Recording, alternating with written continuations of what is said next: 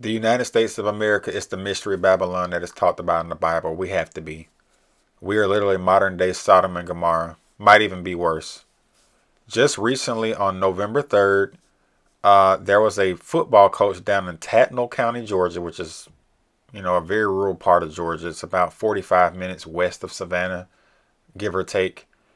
And he decided that he was going to baptize 20 football players, up to 20 football players, willingly allowed him to baptize them after practice, not during school hours.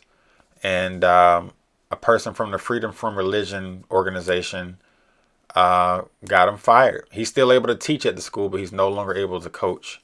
And the school board superintendent said that they're going to seek somebody else to do the job. Keep in mind that it's not constitutional for a football coach to baptize his players, but we got drag queen story time in elementary schools all across the country.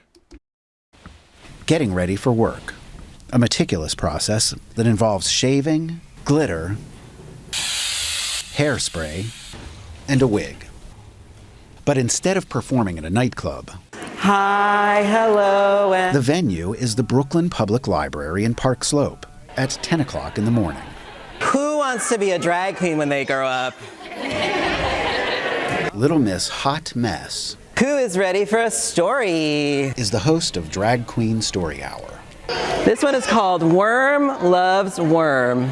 Talking, singing, and reading We can both be grooms. to an audience of preschoolers, toddlers, and their caregivers. The hips on the drag queen go swish, swish, swish, swish, swish, swish, swish, swish, swish. The library started scheduling Drag Queen Story Hour last year I'm a girl. and is already looking to expand to other locations.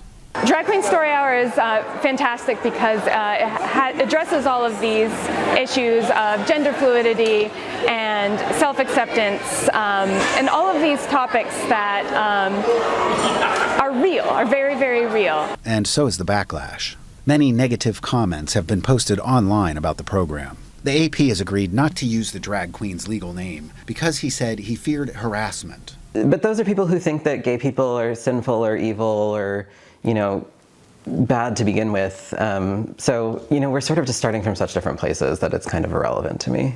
The program, though, is a hit with the participants here. It was great. So much energy. Did you like it? Yeah. Parents say they welcome the diversity.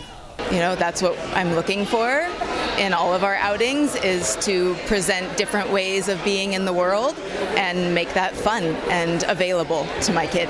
A different take on story time.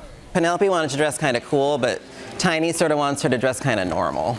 Do you get it? Everyone thinks that this girl is a boy because she's a little bit of a tomboy. Engaging young minds through sights and sounds.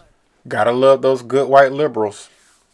According to NBC, the statement from the Tattnall County Board of Education, Kristen Waters, said, based on the outcome of an investigation into an incident that occurred Friday night, November 3rd, while traveling after the football game, the district decided that it would seek a head football coach that aligned with the best interests of the students. As to any other allegations, the district does not comment during ongoing investigations, the statement said. Waters did not name the coach in her statement, but WSAV, which is a local Savannah media, identified him as Isaac Farrell. Farrell could not immediately be reached for comment on Thursday. Weeks before his firing, Farrell had been criticized by the Freedom from Religion Foundation for inviting a pastor to baptize players on school grounds after practice on October 23rd. In a video shared on the football team's Facebook page, the pastor instructed a player to sit in a large tub full of water. I baptize you now, my brother, in the name of the Father, the Son, and the Holy Spirit, the pastor said before dunking the player under the water. Now, as somebody who's very familiar with the law and the Constitution, I get that we have what's called the separation between church and state, but as you can clearly see on the screen, that is a $1 bill photo. It says, "In God we trust." God is associated with the religion of Christianity, and Congress abides by the Constitution. At least they're supposed to. So why are we printing money that says "In God we trust" on it?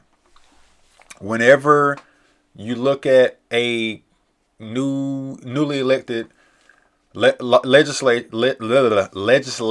I'm sorry. They get sworn in on what? The Holy Bible. So these people know exactly what they're doing. They want to keep God out of the schools because they want the children to be indoctrinated. They do not want the children to know about God. And I understand that some people may not want their kids to be taught about God that don't believe in God. I get it. That's their right. But this was a situation that occurred after school. This was not during school hours. And I believe that the whole God in school, prayer in school, that whole debate, I personally believe that it should be left up to that local school. If that local school has enough support for it, like the parents want it, they should do it. This is a very rural part of Georgia. I'm from the Atlanta area, but that part of Georgia is about 2.5 to 3 hours away. It's literally out in the middle of nowhere. And those people down there are very, very God-fearing people. I know. I used to go to college down in that part of the state. So, like I said, I understand we have a constitution. I understand what it says about Congress shall make no law respecting an establishment of religion, blah, blah, blah, blah, blah. I get it. But they are allowing all kind of crazy stuff to happen to these kids in school, like drag queen story time. But a football coach cannot baptize students. Well, he didn't actually do it himself. He had a pastor come and do it.